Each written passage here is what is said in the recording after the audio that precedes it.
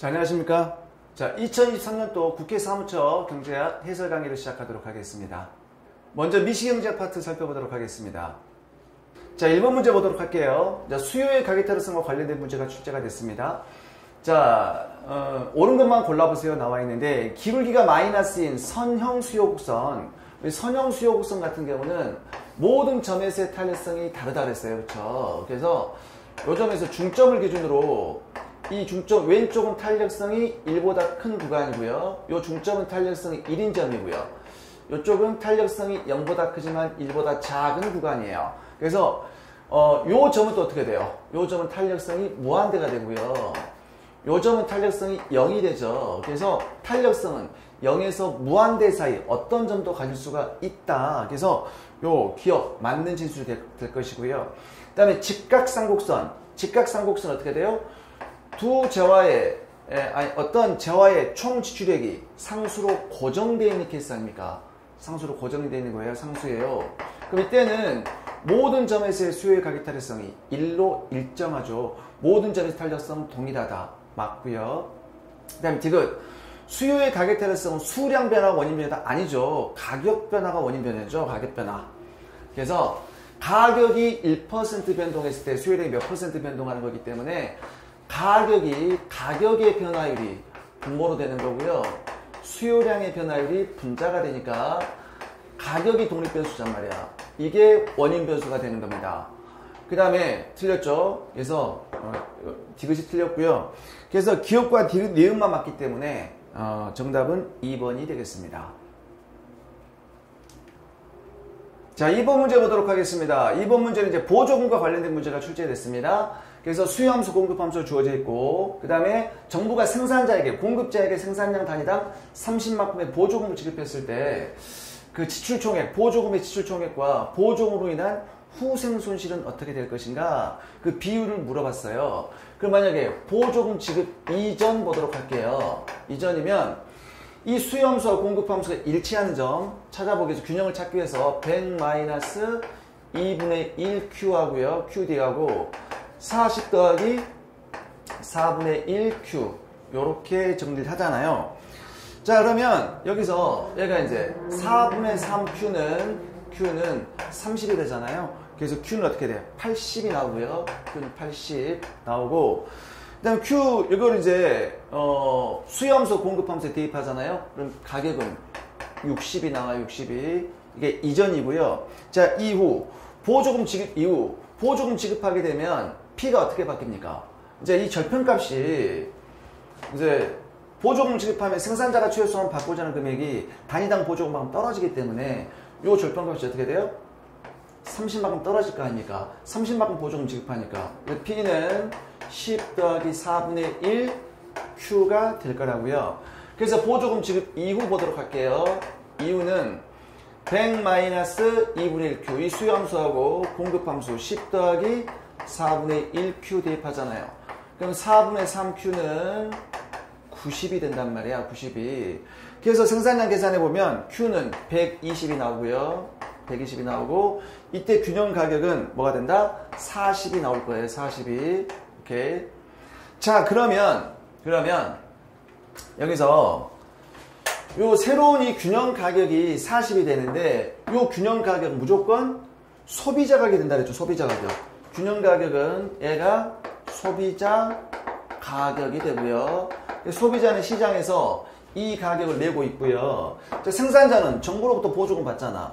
정부가 보조금 얼마만큼? 30만큼 보조금 받기 때문에 생산자 가격은 70이 됩니다. 70이. 생산자 가격은 70이 돼요. 그래서 여기서 최초의 균형점 60, 80에서 생산자 가격은 상승하기 때문에 생산자 잉여는 이만큼이 증가를 했고요. 소비자 가격은 하락했기 때문에 소비자 잉여가 요만큼 증가를 했고요. 그 다음에 정부가 지급한 보조금이 이만큼이죠. 그래서 이만큼이니까 요만큼의 후생 손실이 발생할 것이라는 얘기입니다. 됐나요? 자, 그래서 여러분들이 이제 이 문제는 뭐예요? 지금 지출총액, 보조금 지출총액 대비 후생 손실 얼마큼 물어봤잖아요. 그럼 보조금 지출총액. 자, 보조금은, 총 보조금은 얼마가 되겠습니까? 보조금은 자, 단위당 보조금이 지금 어떻게 돼? 밑변의 길이가 120이죠? 120 곱하기 단위당 보조금이 30이잖아요. 30이기 때문에 지출총액 총 보조금 뭐야? 얘가 단위당 보조금은 3,600이 돼. 3,600. 600이 되고요. 후생 손실, 데드웨이스 손실. 후생 손실은 이 삼각형 면적이죠. 밑변이 뭐야? 120 빼기 80이니까 뭐가 돼? 40이 되고요. 밑변. 높이가 30 곱하기 2분의 1이 될 거라고요. 그래서 얘가 600이 된다고. 600. 예, 그래서 몇 대 몇입니까? 6대 1이죠? 보조금 6대 1이죠. 6대 1. 6636이니까 6대 1이 되니까 정답은 5번이 되겠습니다.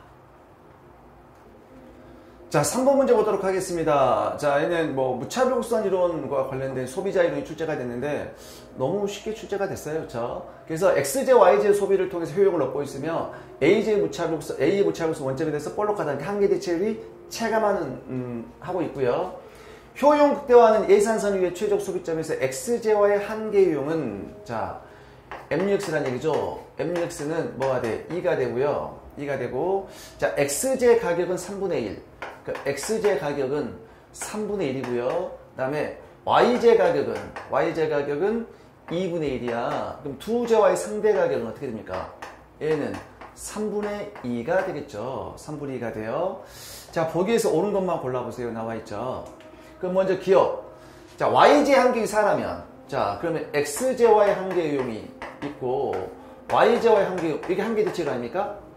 XJ와의 한계 2고 YJ 한계 4다면 얘가 2분의 1이니까 PY분의 PX 두 제와의 상대 가격보다 얘가 더 작잖아요. 그럼 이때는 X를 감소시키고 Y를 증가시켜야 된다. 맞죠? 그래서 기억은 맞는 얘기고요. 만약에 YJ 한계율 3이라면 자, YJ 한계율 3이야. 왜 얘가 3이란 뜻이지? 그럼 얘가 3이면 얘도 3분의 2자 똑같잖아. 똑같으니까 X를 증가시키고 Y를 소비를 감소시키고 틀렸죠? 지금 현재 효용을 극대화하고 있단 말이야. 그래서 니은 틀렸고요. 자, 디귿. 자, YJ 한계율 2라면 YJ 한계율 2다. 2면 2분의 2가 되니까 1이 될 거 아닙니까? 그럼 얘가 더 크겠네, 3분의 2보다. 그럼 이때는 X의 소비를 증가시키고 Y 소비를 감소시켜야 한다. 이게 디귿 맞죠? 정답은 4번이 되겠습니다. 자, 4번 문제 보도록 하겠습니다. 4번 문제는 가격 소비 곡선과 관련된 문제가 출제가 됐습니다. 우리 가격 소비 곡선은 이제 가격이 변동했을 때 최적 소비점을 연결한 곡선인데, 우리 가격 탄력성 크기에 따라서 가격 소비 곡선 형태가 달라지죠. 그럼 여러분 우리가 가장 중요한 게 1이란 말이에요. 1. 그리고 제가 가격 소비 곡선을 가격 탄력성을 설명할 때는 반드시 교차 탄력성도 같이 나와야 돼요. 그래서 자, 가격 탄력성이 1이다. 1이면 PCC는 수평이 되죠. 그럼 이때는 가격 탄력성 1이야. 그때는 XJ 가격이 하락하더라도 Y 소비가 변동이 없어야 되니까 두 제와는 독립관계니까 독립관계 교차 탄력성은 뭐가 돼? 0이 되고요. 자, XJ의 가격 탄력성 1보다 크다면 1인 경우도 더 많이 구입해야 되니까 우하향하겠죠. 얘가 1보다 커요. 그럼 교차 탄력성은 플러스가 되죠. 대체 관계가 되고요. 그 다음에 1보다 작으려면 더 적게 구입해야 되니까 우상향한다고요. 그럼 얘는 1보다 작아. 그럼 얘는 교차 탄력성은 마이너스가 되니까 보완 관계가 된다. 그래서 한 재화의 가격 변화에 따른 소비자의 최적 소비점을 나타내는 곡선이 PCC 곡선.